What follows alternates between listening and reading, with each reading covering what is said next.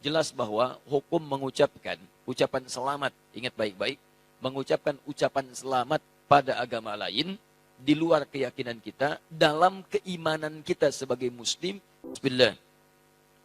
Waalaikumsalam warahmatullahi wabarakatuh. Ustaz izin bertanya, bagaimana caranya berdakwah tentang larangan mengucapkan Natal ke grup lain WhatsApp yang di dalamnya terdapat non-muslim? Apakah lebih baik berdakwah secara personal atau bagaimana Ustaz? Ya. Jazakumullah khair. Pertanyaan ini kenapa selalu datang berulang setiap tahun? Tidak pernah tuntas. Padahal ketentuannya sudah diketahui dengan jelas, aturannya juga sudah dipahami dengan baik, dan ini sudah selesai sebetulnya masalah ini. Sudah selesai, tinggal kita hanya perlu penegasan saja dan meyakinkan pada diri kita dengan keimanan. Baik, pertama teman-teman sekalian, jelas bahwa hukum mengucapkan ucapan selamat, ingat baik-baik, mengucapkan ucapan selamat pada agama lain di luar keyakinan kita, dalam keimanan kita sebagai muslim, itu tidak diperkenankan. Haram hukumnya mengucapkan selamat misalnya A, selamat B, yang dalam selamat itu ada unsur pengakuan. Awas, ada unsur pengakuan, ada din selain Islam atau agama yang dibenarkan selain Islam. Itu adalah wilayah keyakinan iman kita. Sebetulnya sama aja. Yang bukan Islam pun, non-muslim pun meyakini kepercayaan dia yang benar. Jadi sebetulnya itu keyakinan standar setiap pemeluk agama. Itu indah sekali. Ya, indah dalam Islam itu. La ikraha fid din. Baik, tidak ada paksaan dalam agama. Kita nggak boleh paksa orang. Tapi kita pun tidak boleh mengikutkan keyakinan kita pada keyakinan orang lain. Dan itu sebetulnya standar dalam keyakinan beragama. Silakan cek. Quran surah ketiga Ali Imran ayat ke-19, paling kiri sebelah atas. Inna dina indallahil Islam. Inna dina, sungguh ad-din. Ad-din, pegangan hidup. Hal yang mendekatkan pada Allah. Din, yang dipahami dengan agama itu, kata Allah, nggak ada yang lain di sisi Allah kecuali Islam. Di Allah sudah mengatakan, lihat, yang saya ridhai, yang saya tetapkan hanya Islam, tidak ada yang lain. Bahkan kalimatnya menggunakan inda, indallahi. Inda itu bisa berarti yang sangat dekat, bisa berarti yang ridhai, bisa berarti juga yang ditetapkan. Bahkan kalau dalam konteks kemanusiaan, yang dimiliki. Misal, ana indik qalam. Ini punya saya. Yang lain bukan punya saya. Kata Allah, inna dina indallahil Islam. Yang saya tetapkan itu Islam, yang lain enggak saya tetapkan. Bahkan kalau antum buka lagi sampai ayat 85-nya, nanti antum akan temukan, wa may yabtaghi ghairal islami dina falan yuqbala minhu. Pakai lan. Siapa yang mencari selain Islam, mengakui selain Islam, menetapkan selain Islam, kata Allah, enggak akan saya terima. Dan kalimat tidak menerimanya menggunakan lan. Ada lan, ada la, itu beda. Kalau la, itu harfu nafyin, menafikan sesuatu, tapi juga hati-hati. Tapi juga penafian ini bisa dua jenis.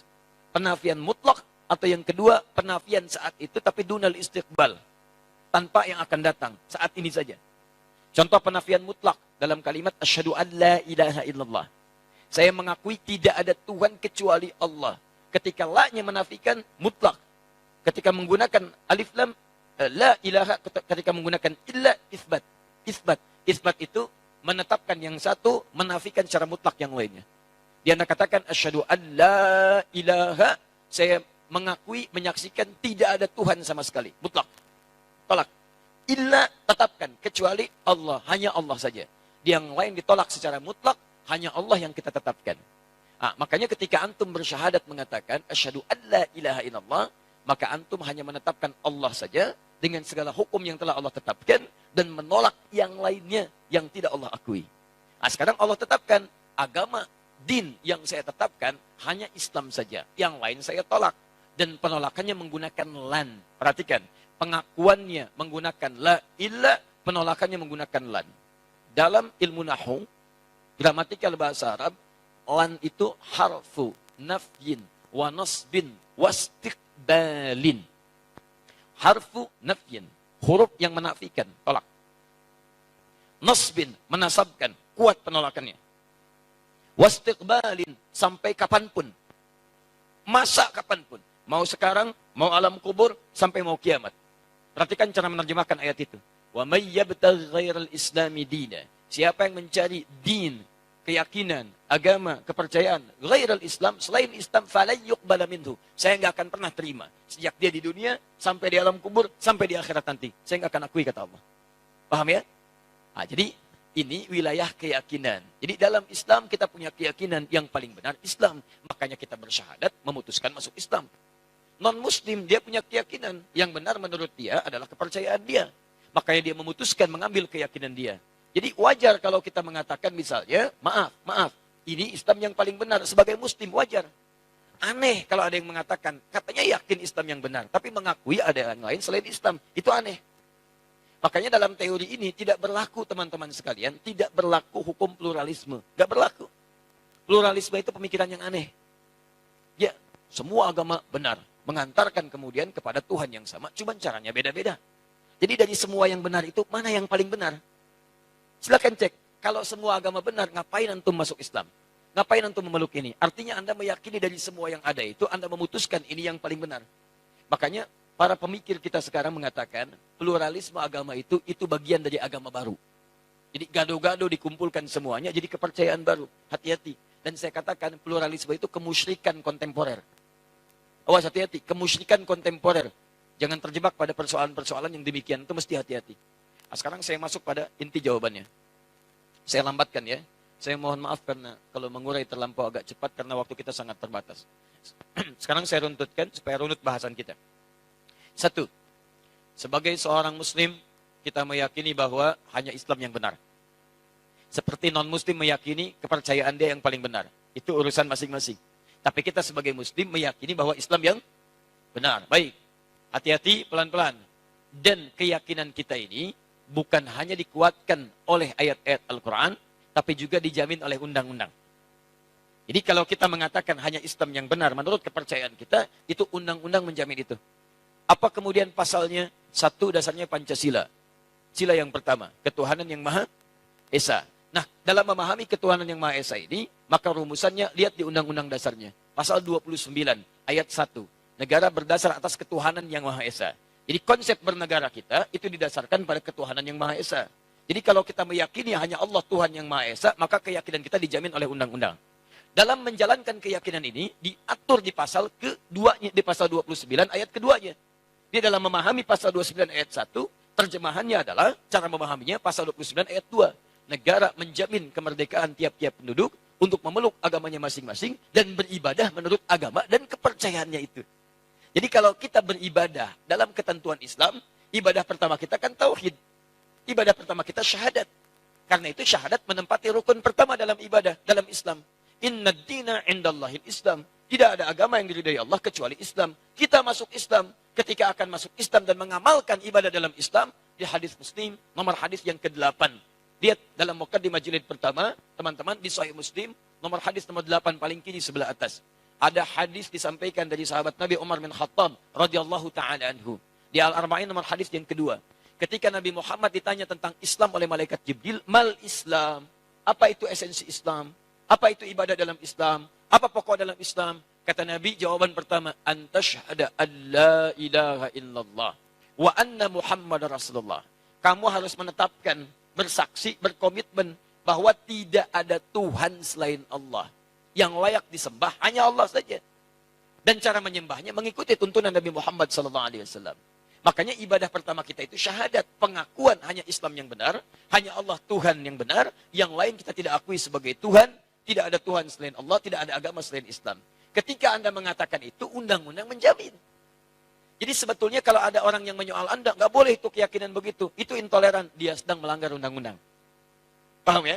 Dia sedang melanggar undang-undang. Karena undang-undang kita mengatakan setiap kita punya keyakinan dan ibadah, kita dijamin. Keyakinan pertama kita ada dalam syahadat kita. Ketika meyakini itu semua dan beribadah dengan lisan kita, bahkan dipakai dalam solat. Asyhadu an la ilaha illallah, asyhadu an la ilaha illallah, wa asyhadu anna Muhammadar Rasulullah. Itu ibadah kita. Syahadat dipakai dalam solat. Solat bagian ibadah yang keduanya. Jadi jangan khawatir kalau antum ditanya misalnya, apa agama Anda? Islam. Ada enggak selain Islam yang benar? Tidak ada. Keyakinan saya, Islam yang paling benar. Tidak ada Tuhan selain Allah.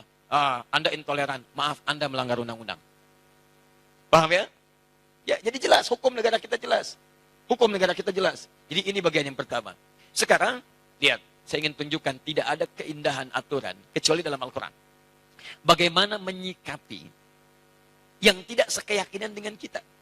Indah, turun ayat. Quran surah kedua Al-Baqarah, ayat 256, paling kiri sebelah bawah. La ikraha fid din. Qad tabayyana ar-rusydu minal ghayy. Hei, kita meyakini, kamu yakin Allah Tuhan yang benar, Islam agama yang benar, tapi Anda tidak boleh paksa orang pada keyakinan Anda. Gak boleh kita paksa. Jadi kalau Anda paksa orang, apalagi dengan senjata misalnya supaya masuk Islam, bawa golok, oh Masya Allah, datang ke angkot, ayo masuk Islam, ayo masuk Islam, itu gak boleh. Tembak orang, bom orang misalnya, supaya masuk Islam, itu gak boleh. Bahkan ketika orang itu masuk Islam dalam keadaan terpaksa, Anda yang dosa. Anda yang dosa. Indah dalam Islam itu. Kita akui Islam yang benar, kita akui Allah Tuhan yang hak, tapi nggak boleh paksa orang pada wilayah keyakinan kita. Nggak boleh. Bagaimana kemudian kita bisa menerangkan nilai-nilai Islam? Caranya dakwahi mereka. Sampaikan risalah. Sampaikan keterangan. Maka turun Quran kemudian, teman-teman sekalian, surah ke-16 ayat 125. Ini manhaj umumnya. Ud'u ila sabili rabbika bil hikmah wal mau'izatil hasanah wajadilhum billati hiya ahsan. Kalau ada orang belum mengerti tentang jalan Rabbmu, tentang Islam, maka silahkan terangkan, ajak mereka dengan hikmah. Toleransi yang paling baik, lakum dinukum waliyadin, kita tidak usah saling mengganggu. Jadi zero tolerance. Toleransi terbaik, zero tolerance. Jangan saling ganggu. Saya nggak ikut pada kepercayaan Anda pun nggak usah ikut-ikutan kami. Kita diskusi aja, kalau nggak ketemu, silahkan kerjakan. Kami pun nggak akan ikut ke tempat ibadah Anda. Dan kami tidak harus menggunakan perangkat-perangkat pakaian seperti yang Anda kenakan. Anda pakai punya Anda, kami pakai punya kami. Makanya Syekh Hasyim Asy'ari, dalam kitab yang tadi malam saya bawa, nanti lihat halaman ke-14-nya. 14, posisi paling kanan sebelah atas, paragraf yang pertama, baris ke-5 sampai 7. Di situ disebutkan oleh beliau, ketika penjajah datang dengan misi 3G itu, God, Glory, and Gospel. Ya, dimulai nanti dari Portugis datang ke Nusantara, tahun 1511 lewat Selat Malaka. Kemudian disusul setelahnya dengan yang lain sampai ada Belanda. VOC sebetulnya, syarikat dagang, tapi bekerja sama dengan pemerintahan yang zalim. Datang dia menjajah Nusantara. Sebelum jadi Indonesia, beliau sudah keluarkan fatwa. Karena mereka misinya 3G, kemanapun ada, itu dibekali. Ya, dalam perjanjian Tordesillas, tahun 1492, Paus Alexander yang ke-6 membagi dunia jadi 2 bagian. Untuk barat itu Spanyol, untuk timur itu Portugis. Diberi misinya 3G. Sekarang 4G. Ya. 3G, Gold, Glory, Gospel. Gold, itu, maaf, pencarian rempah-rempah, emas, jadi monopoli ekonomi. Ambil. Glory, itu ekspansi, penjajahan.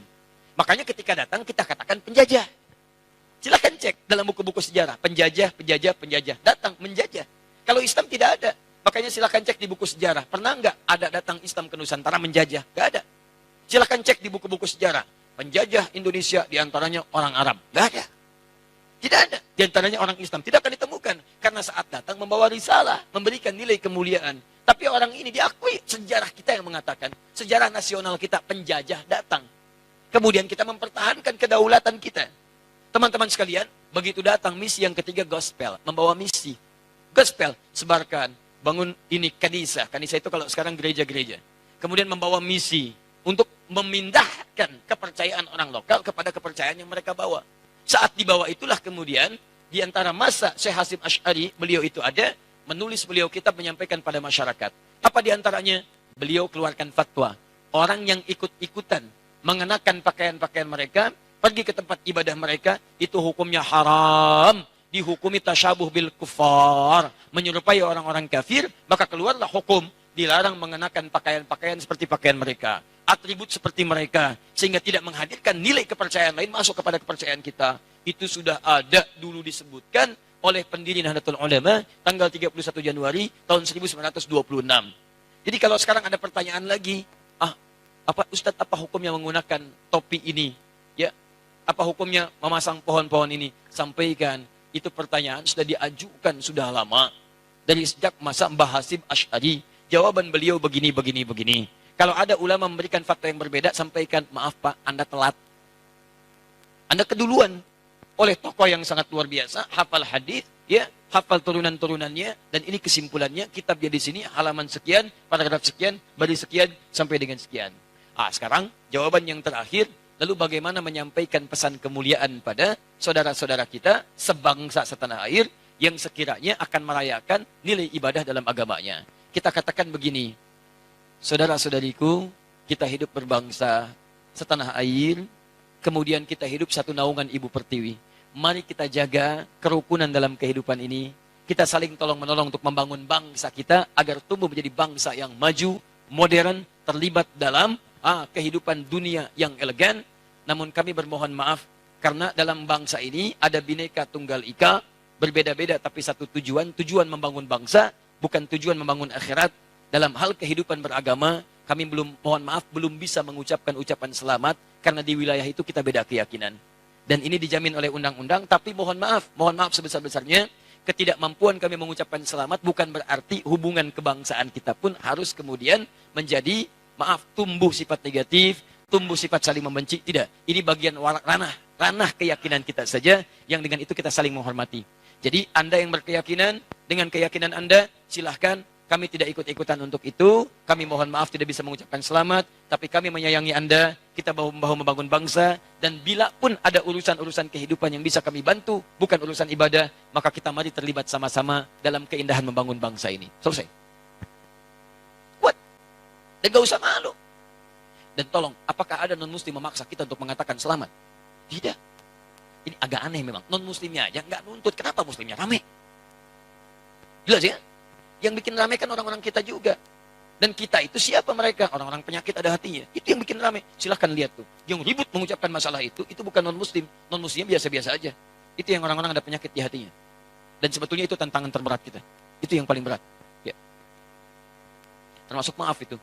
Dakwah-dakwah kita Al-Quran dan Sunnah juga terganggu dengan orang-orang kita sendiri. Orang lain itu diam aja, kelihatannya nggak ada masalah. Orang-orang kita aja. Begitu, saya pernah kemarin menyampaikan uraian, saya uraikan dari awal sampai akhir, dari akar sampai ke pucuk, sampai ke buahnya. Tiba-tiba video kami dipotong. Ustaz Adi menyampaikan yang tidak mengikuti maulid kafir. Tidak mengikuti maulid kafir. Masya Allah. Ribut satu desa di Kuningan. Gara-gara potongan itu. Itu kebiasaannya mirip-mirip tuh yang kemarin. Potong video, tampilkan di YouTube, terus diserang oleh banyak orang. Saya kemudian lihat ini siapa sebetulnya. Polanya itu begitu. Kalau saya mengajak pada persatuan umat, menerangkan dalil, saya tuh nggak pernah paksa orang. Mau ikut silahkan. Tidak, nggak ada masalah. Beda pendapat wajar. Kalau ada perbedaan, ayo duduk bersama. Sampaikan. Anda benar, saya akui. Anda salah, saya tidak paksa. Tapi jangan sampai perbedaan itu menjadikan kita berselisih. Ini unik ini. Setiap ada orang ngajak kepada persatuan dengan cara yang baik, muncul orang-orang ini. Saya jadi bingung orang-orang ini siapa sebetulnya. Silahkan cek siapa sebetulnya itu. Dan tagline-nya ngajak dakwah Quran Sunnah. Itu bukan Quran Sunnah itu. Kalau disebut Wahabi, bukan. Saya tinggal di negara Wahabi. Ya, nggak seperti itu juga. Saya pernah tinggal di Mekah, saya kunjungi Madinah, kemarin saya datang, biasa saja. Kita normal-normal aja. Ini orang-orang ini siapa sebetulnya ini? Begitu muncul, rame, serang sana, serang sini. Coba antum perhatikan. Setiap ada momentum kita akan mendekat pada persatuan, pasti muncul orang-orang itu. Dengan channel-channelnya itu. Ya, silahkan cek. Ya. Tapi kita doakan, jangan juga mencela. Kalau mencela, sama saja kita dengan mereka. Ya, kita doakan, kita dakwahi. Kalau nggak mau ikut, biarin aja. Dan jangan dipikirin, kebanyakan mikirin itu, habis waktu kita. Allah Ta'ala a'lam bis-shawab.